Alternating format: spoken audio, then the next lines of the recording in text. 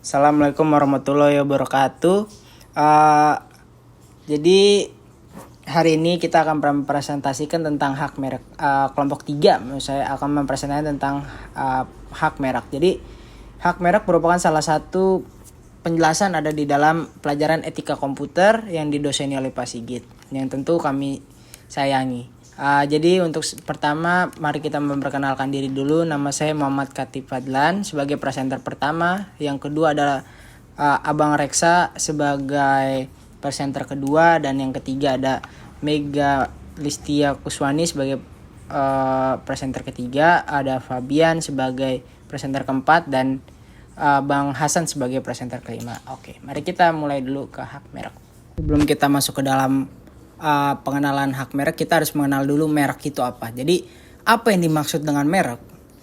Merek adalah tanda yang dapat ditampilkan secara grafis berupa gambar, logo, atau nama, atau kata, atau huruf dalam susunan warna dalam bentuk 2 dimensi atau 3 dimensi. Bisa juga berbentuk suara, berbentuk hologram, atau kombinasi dari dua tersebut.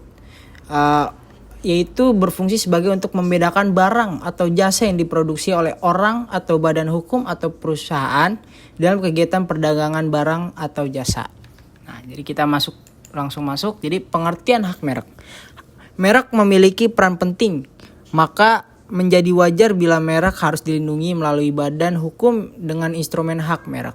Hak merek adalah hak eksklusif untuk pemilik merek yang sudah terdaftar dalam menggunakan mereknya dalam aktivitas perdagangan, produk, barang atau jasa sesuai dengan kelas dan juga jenis-jenis produk, barang atau jasa tersebut.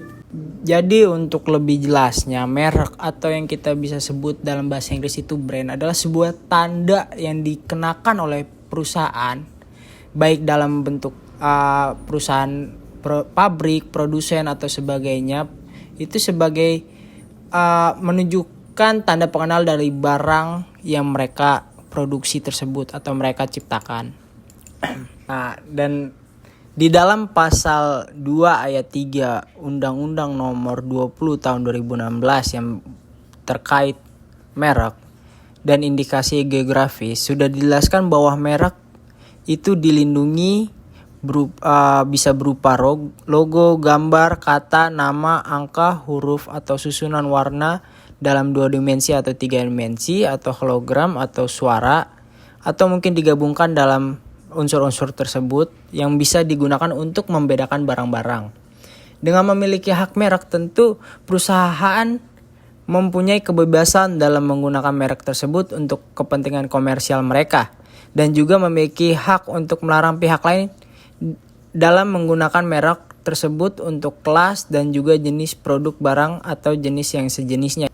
Jadi jika kita melihat dari contoh, jadi kita mengambil contoh dalam konteks senja kenangan. Bila Anda adalah pemilik merek resmi untuk kedai kopi bernama Senja Kenangan, maka Anda memiliki hak untuk melarang kedai kopi lain atau kopi saingan Anda untuk menggunakan nama Senja Kenangan, karena Anda sudah membuat Senja Kenangan itu sebagai merek dari perusahaan Anda. Tapi Anda tidak bisa melarang bila ada orang atau kelompok lain yang membuka suatu make up atau bisa disebut orang copy paste lah, seperti merek Senja Kenangan. Jadi kayak seperti nama kenangan mantan itu bisa diambil oleh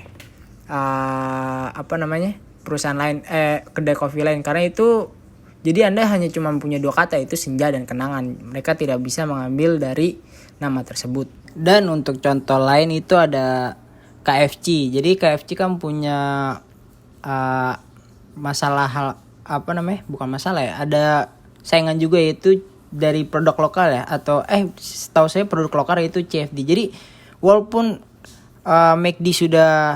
KFC sudah mempunyai hak merek, tapi mereka hanya punya 3 kata itu, KFC. Jadi untuk CFD itu semua bebas dalam perkenalan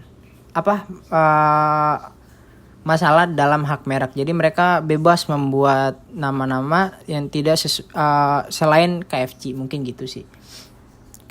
Dan untuk slide selanjutnya adalah perbedaan hak cipta hak paten dan hak merek. Salah satu perbedaan mendasar antara hak cipta dan hak paten dan hak merek adalah tujuannya. Tujuan dari hak cipta adalah menentukan siapa yang berhak untuk mendapatkan keuntungan dari ciptaannya tersebut. Hal ini tentu saja oleh penciptanya. Dan untuk hak paten itu adalah sebuah hak yang diberikan kepada seseorang atau sekelompok inventor atau inventasi lah hitungannya. Tujuannya itu untuk menjaga agar hasil invensi mereka tidak diproduksi atau dijual oleh pihak-pihak lain. Jadi itu adalah punya mereka.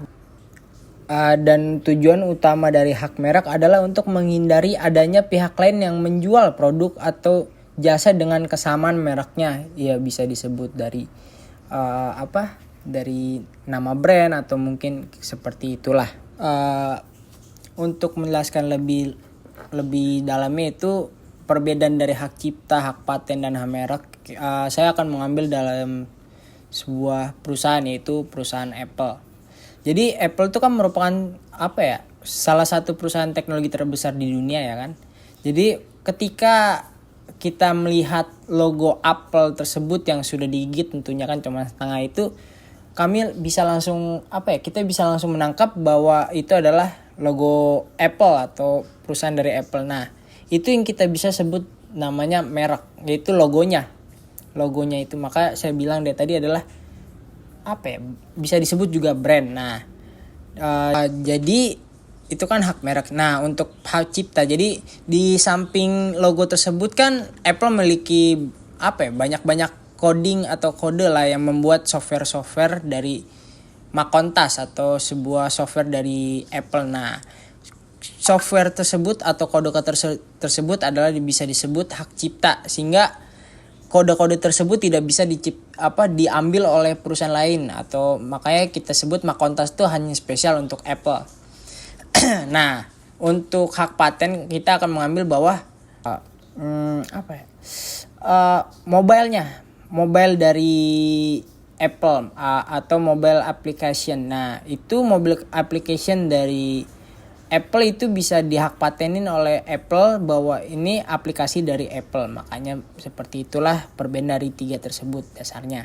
Nah, untuk slide lanjutnya, kalau misalnya dari kelompok kami mengambil dari Google. Untuk Google ya sama seperti tadi, G. Yang huruf G, Google kan ada tulisan G, itu disebut hak merek karena G berwarna-warni itu bisa disebut merek. Nah, untuk hak cipta itu ya sama seperti Apple tadi, adalah coding-coding yang diciptakan oleh perusahaan Google, yaitu mereka codingannya dilindungi oleh hak cipta sehingga kode tersebut tidak dapat digunakan oleh orang lain, dan kode yang dimiliki itu kemudian dikembangkan Google sehingga dapat digunakan dalam kacamata canggih yang bisa disebut Google Glass, yang selanjutnya Google Glass tersebut dilindungi oleh hak paten. Nah, seperti itulah perbedaan dari tiga tersebut. Untuk mendapatkan hak-hak dari tiga tersebut, yaitu pertama kita harus mendaftar ke dalam Direktorat Jenderal Rekayasa Intelektual dari Indonesia. Karena seperti yang kami jelaskan bahwa semua itu berbentuk regional. Jadi untuk setiap negara memiliki beda-beda ya. Jadi tidak ada yang internasional. Jadi untuk sebuah perusahaan ya mereka harus mengikuti prosedur-prosedur yang ada. Jadi mereka harus mendaftarkan satu-satu. Mungkin itu saja presentasi dari saya yang menjelaskan perbedaan dari apa itu hak merek, perbedaannya dan yang lain-lain. Saya akan lanjutkan kepada Abang Reksa untuk menjelaskan slide selanjutnya yang menjelaskan tentang hak merek, yang hak merek itu penting bagi bisnis. Untuk Bang Reksa ya dipersilakan.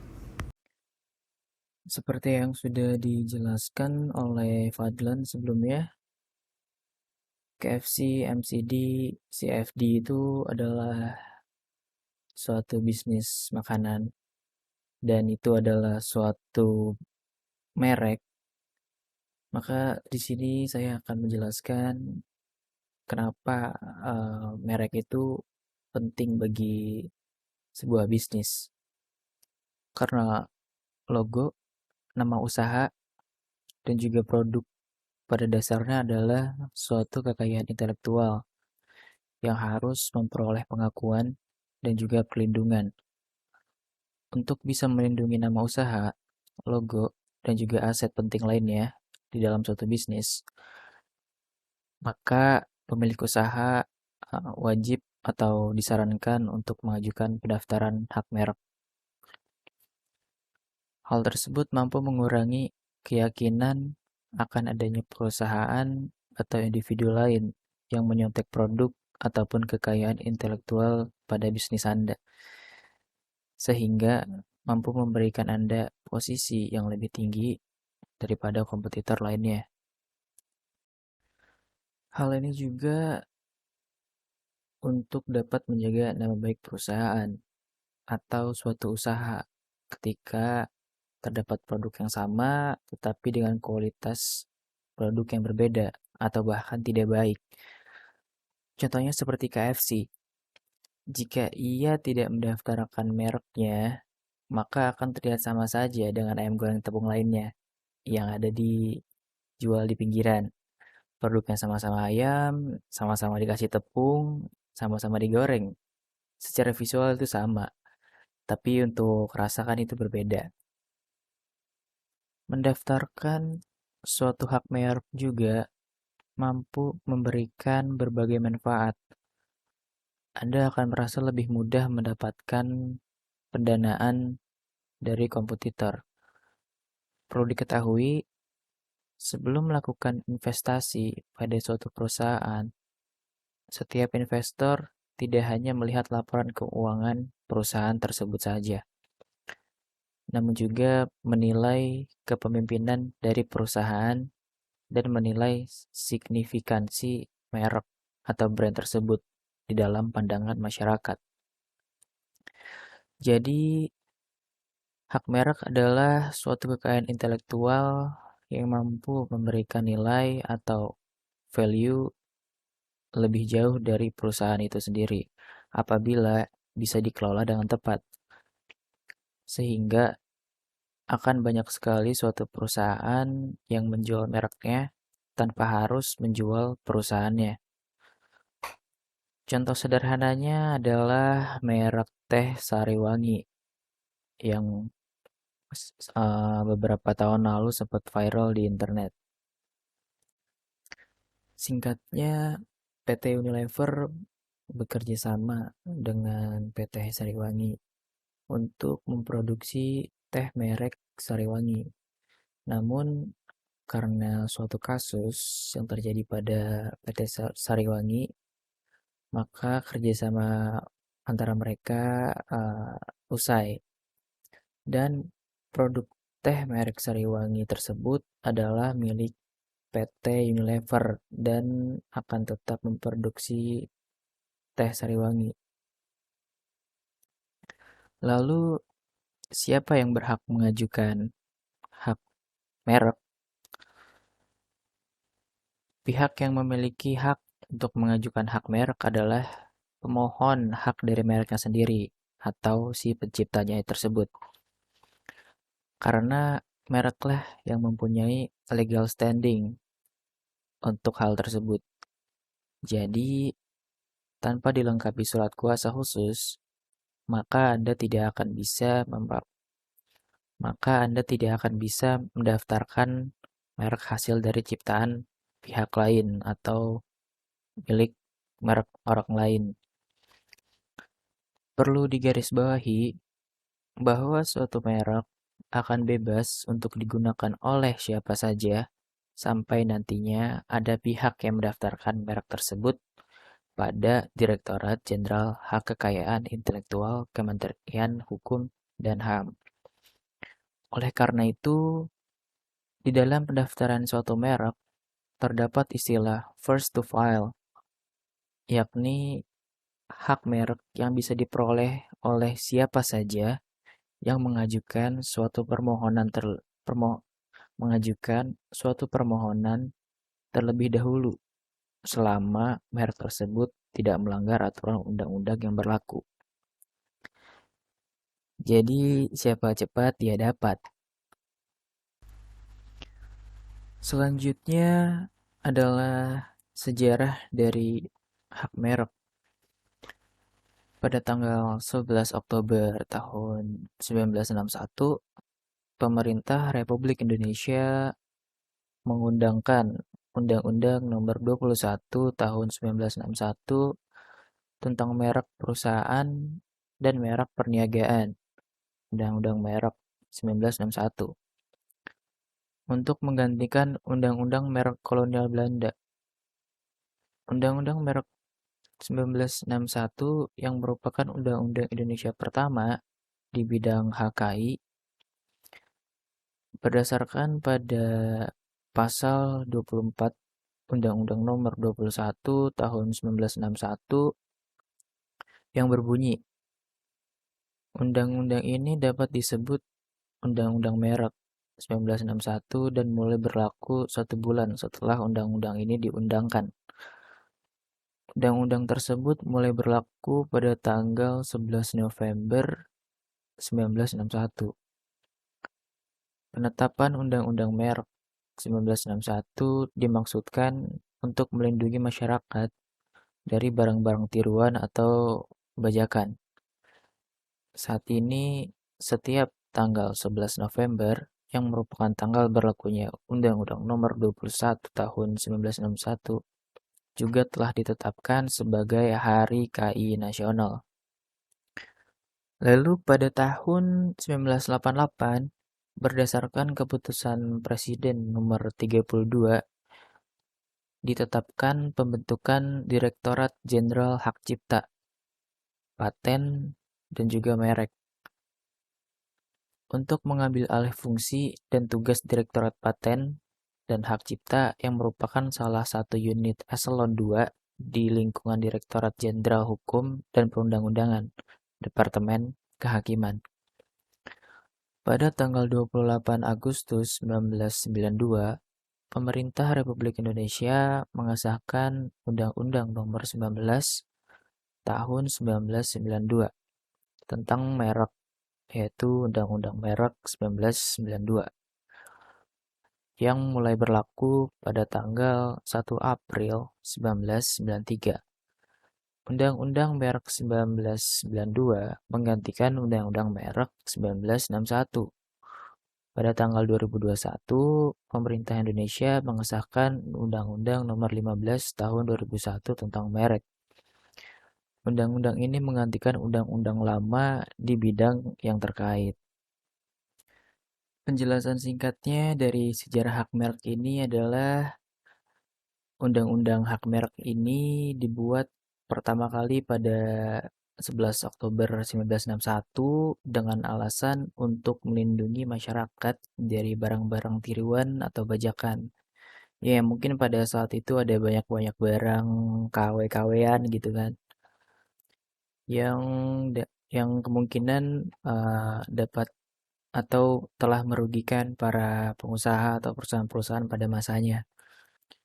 Dan undang-undang tentang hak merek ini juga terus berkembang dan terus diperbarui dari tahun ke tahun atau dari waktu ke waktu hingga yang terakhir adalah Undang-Undang Hak Merek Nomor 15 di tahun 2001. Selanjutnya, ada fungsi pemakaian merek. Pertama, sebagai tanda pengenal untuk membedakan hasil produksi yang dihasilkan seseorang atau beberapa orang secara bersama-sama atau badan hukum dengan produksi orang lain atau badan hukum lainnya. Kedua, sebagai alat promosi, sehingga untuk mempromosikan barang hasil produksinya cukup dengan menyebut nama mereknya saja orang akan mengetahui barang tersebut berasal. Yang ketiga, jaminan atas mutu barangnya. Jadi, merek tersebut memiliki jaminan atas mutu barang yang diproduksi atau dikeluarkan oleh merek tersebut. Keempat, sebagai penunjuk asal barang atau jasa yang dihasilkan, agar mengetahui dari merek apa asal muasal barang tersebut diproduksi. Selanjutnya, fungsi pendaftaran merek. Yang pertama, sebagai alat bukti bagi pemilik yang berhak atas merek yang telah didaftarkannya. Jadi, jika kita berhak melakukan apapun untuk kebutuhan komersil atas merek yang sudah kita daftarkan, namun jika orang lain ingin memakai yang sudah kita daftarkan, maka orang tersebut tidak bisa memakai sembarangan untuk kebutuhan komersil pihak lain selain pihak yang sudah mendaftarkan. Dan jika ada orang yang ingin menggunakan merek tersebut, harus izin terlebih dahulu. Jika pemakaian merek tanpa seizin kita atau pihak yang berhak atas merek tersebut, maka akan dituntut karena hal ini sudah diatur oleh undang-undang yang ada. Yang kedua, dasar penolakan terhadap merek yang sama keseluruhan atau sama pada pokoknya yang dimohonkan pendaftaran oleh orang lain untuk barang atau jasa sejenisnya. Jika kita sudah mendaftarkan merek, jadi jika ada orang lain yang ingin mendaftarkan merek yang sama secara keseluruhan atau sama pada pokoknya, itu dapat ditolak karena kita sudah mendaftarkan mereknya terlebih dahulu. Yang ketiga, dasar untuk mencegah orang lain memakai merek yang sama keseluruhan atau sama pada pokoknya dalam peredaran untuk barang atau jasa sejenisnya. Jadi, maksud dari poin ini adalah untuk mencegah orang lain melakukan pengedaran barang atau jasa dari merek yang sudah kita daftarkan. Jika hal ini terjadi, akan sangat merugikan kita sebagai pihak pemilik merek. Karena membangun sebuah citra atau image merek agar lebih dikenal oleh masyarakat tidaklah mudah.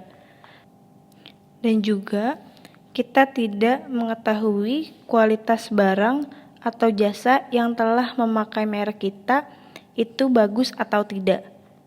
Jika kualitas tidak bagus, itu akan merusak citra atau image merek yang dikenal masyarakat, dan hal itu juga dapat membuat keuntungan untuk mereka yang telah menggunakan merek tersebut karena masyarakat sudah mengenal citra atau image yang baik pada merek yang telah digunakan.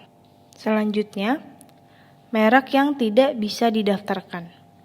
Yang pertama, bertentangan dengan ideologi negara, peraturan perundang-undangan, moralitas, agama, kesusilaan, atau ketertiban umum. Jadi, dalam poin ini, merek yang mengandung unsur-unsur yang tidak baik seperti kata kasar, unsur pornografi atau menyinggung ras itu tidak diperbolehkan. Dan yang kedua, sama dengan yang berkaitan atau hanya menyebut barang dan jasa yang dimohonkan pendaftarannya. Yang ketiga, memuat unsur yang dapat menyesatkan masyarakat tentang asal, kualitas, jenis, ukuran, macam, tujuan penggunaan barang dan jasa yang dimohonkan pendaftarannya, atau merupakan nama varietas tanaman yang dilindungi untuk barang atau jasa yang sejenisnya. Jadi, kita tidak bisa memakai nama tanaman yang dilindungi untuk merek yang akan didaftarkan untuk suatu produk. Yang keempat, memuat keterangan yang tidak sesuai dengan kualitas, manfaat, atau khasiat dari barang dan atau jasa yang diproduksi. Jadi, pada saat mendaftarkan merek, harus mengisi formulir dan mengisi jenis produk apa saja atau jasa apa yang akan diproduksi, dan apabila tidak sesuai dengan kenyataan, maka pendaftaran merek tersebut akan ditolak. Yang kelima, tidak memiliki daya pembeda. Jadi untuk setiap merek yang telah ada atau yang akan didaftarkan harus memiliki daya pembeda. Dan yang terakhir, keenam, merupakan nama umum dan lambang milik umum. Jadi untuk nama umum dan lambang milik umum itu tidak bisa digunakan untuk mendaftarkan sebagai merek. Selanjutnya, jenis-jenis merek. Yang pertama ada merek dagang. Merek dagang yaitu merek untuk produk berupa barang yang digunakan pada barang yang diperdagangkan oleh seseorang atau beberapa orang secara bersama-sama, atau badan hukum untuk membedakan dengan barang jenis lainnya. Contoh misalnya dari merek dagang smartphone itu ada Samsung. Yang kedua, merek jasa. Merek jasa yaitu merek untuk produk atau layanan. Merek ini yang digunakan pada jasa yang diperdagangkan oleh seseorang atau beberapa orang secara bersama-sama, atau badan hukum untuk membedakan dengan jenis jasa lainnya. Misalnya, merek layanan pengiriman seperti Tiki, JNT, dan lain-lain. Dan yang ketiga, merek kolektif, yaitu merek untuk produk, barang, dan jasa di mana produk tersebut, barang atau jasa, memiliki karakteristik yang sama. Contoh merek kolektif adalah Top Ice dengan Pop Ice, Coca-Cola dengan Bicola. Produk tersebut memiliki kemiripan karakteristik dan kemasan. Tidak semua barang atau jasa bisa didaftarkan sebagai merek, karena menimbulkan kerugian kepada individu, kelompok, atau pihak-pihak tertentu lainnya. Selanjutnya, yang menyebabkan permohonan merek ditolak. Yang pertama, mempunyai persamaan pada pokoknya atau keseluruhannya dengan indikasi mempunyai persamaan pada pokoknya atau keseluruhan dengan merek milik pihak lain yang sudah didaftarkan terlebih dahulu untuk barang atau jasa yang sejenis seniografis yang sudah dikenal. Kedua, mempunyai persamaan pada pokoknya atau keseluruhannya dengan merupakan atau menyerupai nama orang terkenal, foto, atau nama badan hukum yang dimiliki orang lain, kecuali atas persetujuan tertulis dari yang berhak yang sudah terkenal milik pihak lain untuk barang atau jasa jenisnya. Yang ketiga, mempunyai persamaan pada pokoknya atau keseluruhannya dengan merek yang sudah terkenal pihak lain untuk barang atau jasa, tidak sejenis sepanjang memenuhi persyaratan tertentu yang diterapkan lebih lanjut dengan peraturan pemerintah. Yang keempat, mempunyai persamaan pada pokoknya atau keseluruhannya dengan merek yang sudah dikenal atau terkenal memiliki pihak lain untuk barang atau jasa jenis. Yang kelima, mempunyai persamaan pada pokoknya atau keseluruhannya dengan indikasi geografis yang sudah dikenal. Yang keenam, merupakan tiruan atau menyerupai nama atau singkatan nama, bendera, lambang atau simbol atau emblem negara atau lembaga nasional maupun internasional, kecuali atas persetujuan tertulis dari pihak yang berwenang. Dan yang terakhir, merupakan tiruan atau menyerupai tanda atau cap atau stempel resmi yang digunakan oleh negara atau lembaga pemerintah, kecuali atas persetujuan tertulis dari pihak yang berwenang. Selanjutnya, masa berlaku perlindungan hak merek. Hak merek memiliki batas jangka waktu yang sudah ditetapkan oleh undang-undang. Biasanya, masa berlaku hak merek adalah 10 tahun semenjak tanggal penerimaan. Tapi jangka waktu itu masih bisa diperpanjang 10 tahun kemudian. Tujuan dari adanya pembatasan jangka waktu ini adalah guna memastikan bahwa hak merek yang didaftarkan masih aktif dan diperdagangkan. Berikutnya ada prosedur pendaftaran merek baru. Langkah pertamanya yaitu registrasi akun. Untuk registrasi akun, kita harus masuk ke websitenya yaitu merek.dgip.go.id. Untuk registrasi akun ini, kita harus memasukkan email untuk mengaktifasi akun kita. Setelah kita mengaktifasinya, kita bisa masuk ke halaman berikutnya, yaitu halaman utama untuk pendaftaran merek baru ini. Di situ ada klik tambah untuk membuat permohonan baru. Setelah kita mengklik tambah untuk membuat permohonan baru, kita memesan kode billing dengan mengisi tipe, jenis, dan pilihan kelas. Di situ akan banyak tipe kelas yang ada, jadi tergantung dengan merek yang akan kita daftarkan. Selanjutnya, setelah kita mengisi pilihan kelas, kita melakukan pembayaran sesuai tagihan pada aplikasi Simpaki. Tagihan pembayaran ini berdasarkan dengan banyaknya kelas yang kita pilih. Semakin banyak kelas yang kita pilih, maka harganya akan semakin mahal. Setelah itu, setelah kita membayar, kita bisa mengisi formulir yang tersedia. Setelah kita mengisi formulir, kita mengunggah data pendukung yang dibutuhkan. Setelah dirasa semua sudah diisi dengan benar, selanjutnya klik selesai. Kemudian permohonan sudah diterima.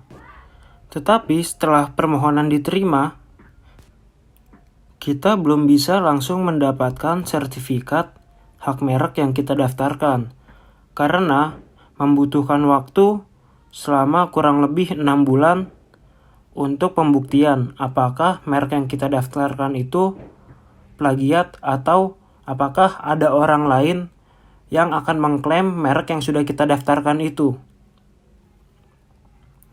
Selanjutnya, di dalam permohonan tersebut, beberapa hal yang sebaiknya dicantumkan adalah yang pertama, tanggal, bulan, dan tahun permohonan dibuat.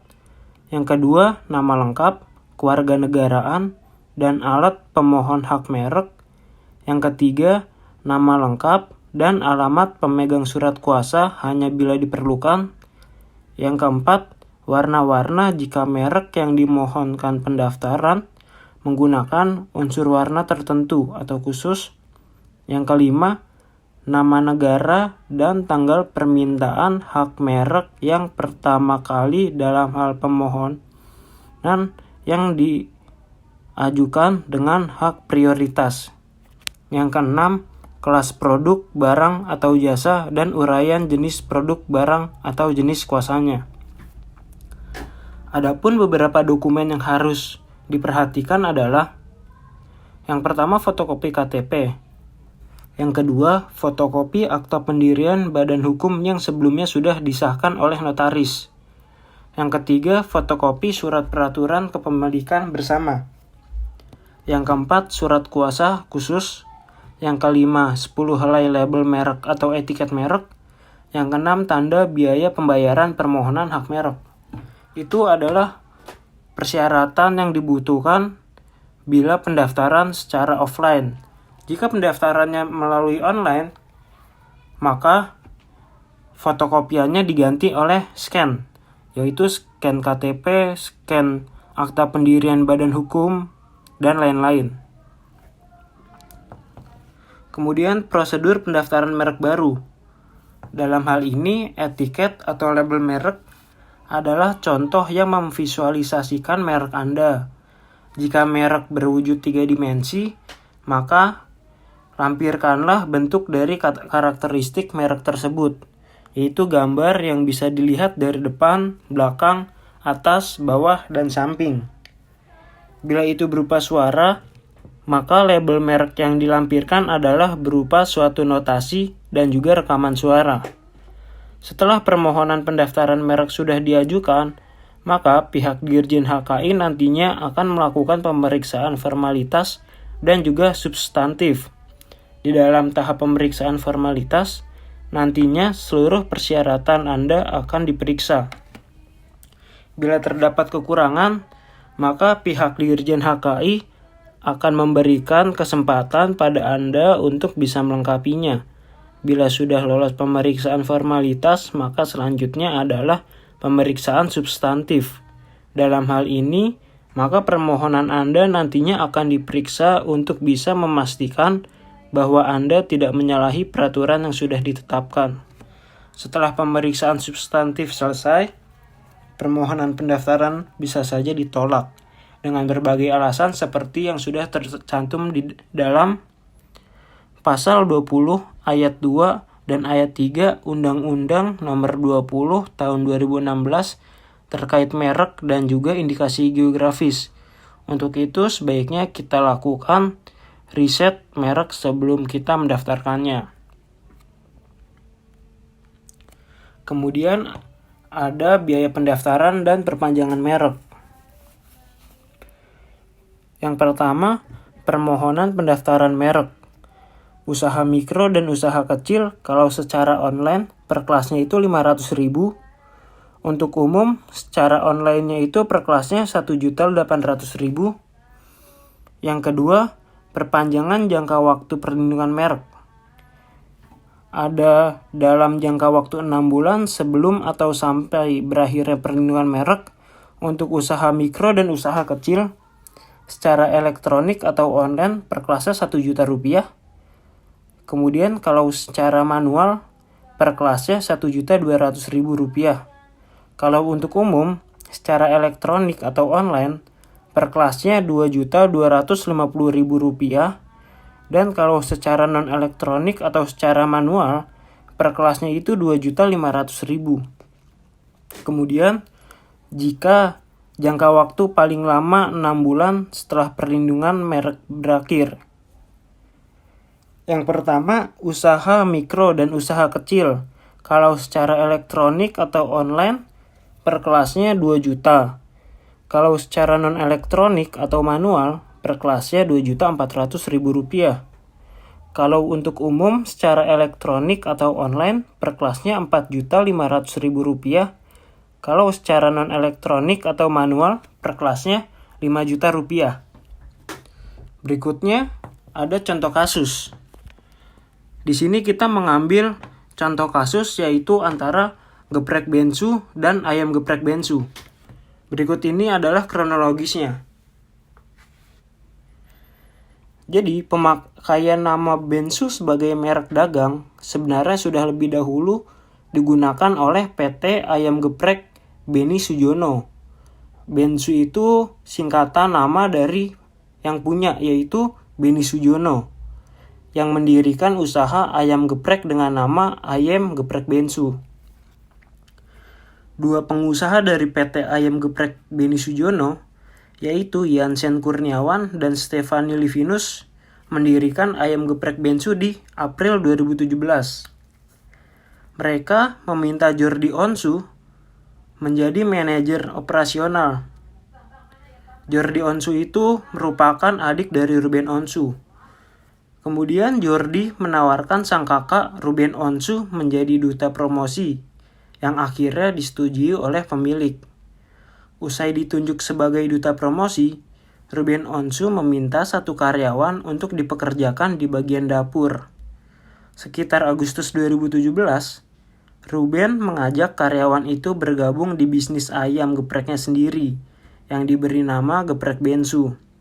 Kemudian, suami Sarwendah ini melarang pihak Yansen menggunakan nama Bensu pada bisnis ayam geprek Bensu.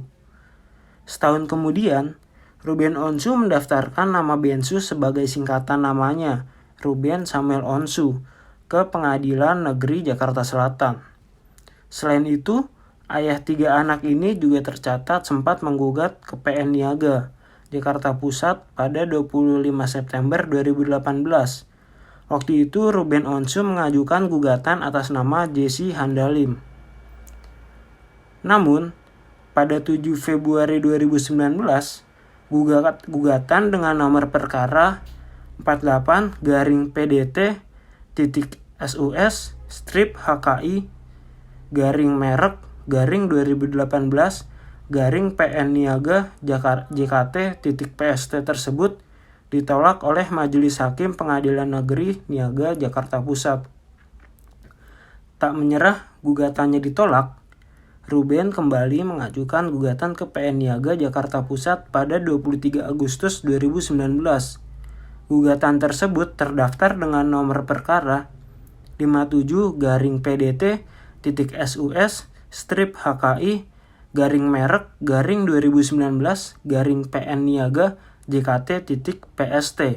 Pada 13 Januari 2020, gugatan Ruben Onsu ditolak seluruhnya oleh Majelis Hakim PN Niaga Jakarta Pusat. Majelis Hakim justru mengabulkan gugatan rekonsepsi PT Ayam Geprek Beni Sujono. Karena merek dagangnya menyerupai merek dari PT Ayam Geprek Beni Sujono, maka sertifikat pendaftaran dengan 6 nama geprek bensu milik Ruben Onsu dibatalkan. Berikut ini isi putusan MA, yaitu memerintahkan Kementerian Hukum dan Hak Asasi Manusia Republik Indonesia, Direktorat Jenderal Hak dan Kekayaan Intelektual, Direktorat Merek dan Indikasi Geografis untuk melaksanakan pembatalan merek-merek atas nama Ruben Samuel Onsu tersebut di atas. Contoh kasus kedua yaitu di antara DC Comics versus Wafer Superman. Kasus ini bermula 2 tahun lalu, tepat pada Selasa tanggal 3 bulan 4 2018. DC Comics mengajukan gugatan terhadap PT Marxing Farm Makmur ke Pengadilan Negeri Jakarta Pusat dalam petitum. DC Comics selaku penggugat meminta pengadilan menetapkan DC Comics sebagai pemilik hak eksklusif merek-merek Superman, logo S, dan Superman plus lukisan. Jauh sebelum digugat, wafer coklat tersebut telah terdaftar di Dirjen Kekayaan Intelektual Indonesia Kementerian Hukum dan HAM. Dalam pangkalan data kekayaan intelektual terdapat entry 2 merek Superman yang didaftarkan PT Marxing Farm Makmur, yakni Siantar Top Superman Choco dan Siantar Top Superman Choco Max. Kedua barang ini tercatat dengan kode kelas 30 dengan klasifikasi merek makanan tersebut berbentuk biskuit, wafer, roti, kerupuk, bihun, mie, kopi, teh, sereal, dan kembang gula. Hasilnya PT Marxing Farm Makmur memenangi kasus melawan DC Comics, menyatakan bahwa wafer merek itu telah beredar puluhan tahun di Indonesia dengan harga terjangkau. Hakim memutuskan menolak permohonan kasasi dari pemohon kasasi DC Comics tersebut dan justru menghukum mereka membayar biaya perkara senilai Rp1.066.000. Tidak terima, DC Comics mengajukan upaya hukum lain dengan hingga tahap kasasi pada Desember 2018. Di tingkat kasasi yang terdapat dalam perkara bernomor 1105K/PDT SUS HKI/2018, hakim memutuskan Pengadilan Negeri Jakarta Pusat sudah benar. Dengan kata lain, DC Comics kalah lagi. Menilai gugatan DC Comics kabur dan tidak jelas, memutuskan menolak permohonan kasasi dari pemohon kasasi DC Comics serta menghukum mereka untuk membayar biaya perkara senilai 5 juta. 1 tahun kemudian, tepat pada Rabu 27 bulan 5 2020, DC Comics kembali mengajukan gugatan hak kekayaan intelektual ke Pengadilan Negeri Jakarta Pusat. Berikut isi putusan Majelis Hakim Pengadilan Niaga Jakarta Pusat atasan DC Comics melawan PT Maxim Farm Makmur. Mengabulkan gugatan penggugat seluruhnya, menyatakan merek terdaftar Superman milik penggugat sebagai merek terkenal Well Known Mark. Menyatakan penggugat sebagai pihak yang berhak atas merek Superman di Indonesia. Menyatakan merek terdaftar Superman bernomor IDM 00374439 di kelas 30 dan merek terdaftar Superman nomor pendaftaran IDM 00374438 di kelas 34 atas nama PT Maxim Farm Makmur. Tergugat telah didaftarkan atas dasar unsur etiket tidak baik. Menyatakan batal pendaftaran merek Superman nomor pendaftaran ADM 00374439 di kelas 30 dan pendaftaran merek Superman nomor pendaftaran IDM 00374438 di kelas 34 atas nama PT Maxim Farm Makmur. Tergugat dengan segala akibat hukumannya. Memerintahkan panitera pengadilan niaga pada Pengadilan Negeri Jakarta Pusat untuk menyampaikan salinan putusan ini kepada turut tergugat agar melaksanakan pembatalan pendaftaran merek terdaftar Superman nomor pendaftaran IDM 00374439 di kelas 30 dan merek terdaftar Superman nomor pendaftaran IDM 00374438 di kelas 34 atas nama tergugat dalam kurung PT Maxim Farm Makmur dari daftar umum merek dan mengumumkannya dalam berita resmi merek.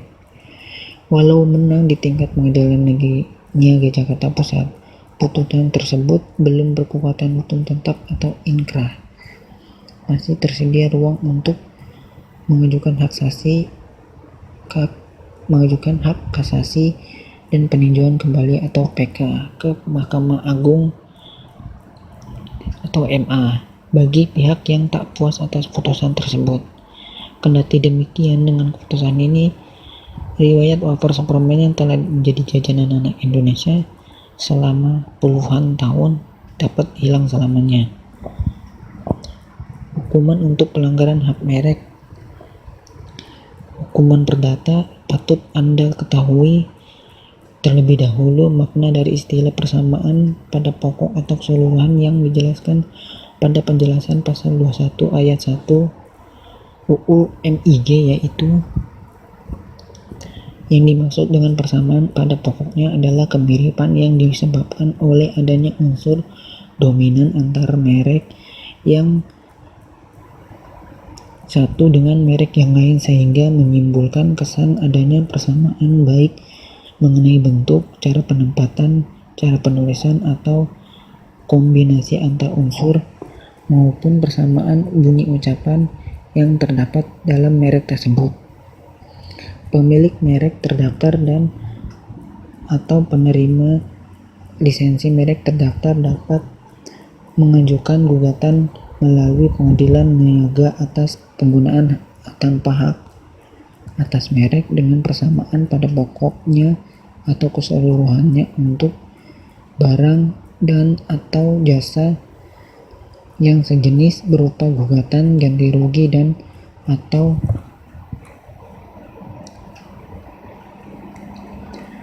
penghentian semua perbuatan penggunaan merek tersebut.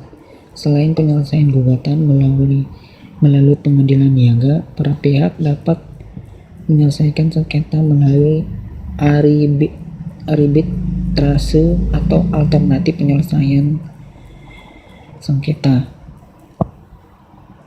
Hukum pidana penggunaan tanpa hak atas merek yang sama dengan merek terdaftar dikenakan pidana berdasarkan pasal 100 ayat 1 dan 2 UU MIJ yang berbunyi 1. Setiap orang dengan tanpa hak menggunakan merek yang sama pada keseluruhan dengan merek terdaftar milik pihak lain atau barang dan atau iris miring atau jasa sejenis yang diproduksi dan atau diperdagangkan dipidanakan dengan pidana penjara paling lama 5 tahun dan atau pidana denda paling banyak 2 miliar. Setiap orang yang dengan hak tanpa menggunakan merek yang mempunyai persamaan pada pokoknya dengan merek terdaftar milik pihak lain atau barang dan atau jasa sejenis yang diproduksi dan atau diperdagangkan, dipidana dengan pidana penjara paling lama 4 tahun dan atau denda paling banyak 2 miliar. Terima kasih. Kami dari kelompok 3. Assalamualaikum warahmatullahi wabarakatuh.